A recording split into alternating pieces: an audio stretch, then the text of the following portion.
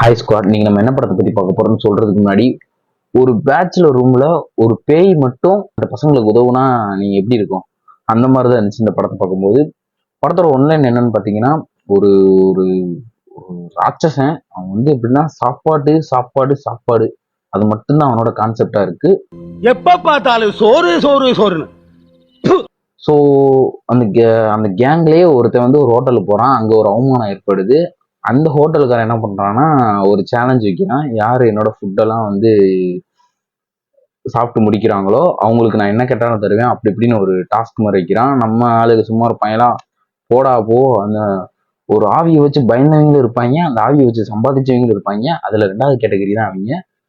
So ஓவரால்னு சொன்னா அந்த படம் நல்லா தான் இருக்கு, இன்ட்ரெஸ்டா இருக்கு, கொஞ்சம் காமெடியாகவும் இருக்கு, அங்கங்க கொஞ்சம் மொக்கையாகவும் இருக்கும். போய் பாருங்க. டிஃப்ரெண்டான ஸ்டோரி, டிஃப்ரெண்டான கதை அப்படிலாம் இல்லை, நல்லா தான் இருக்கு. போய் பாருங்க, என்ஜாய் பண்ணுங்க. தேங்க்யூ.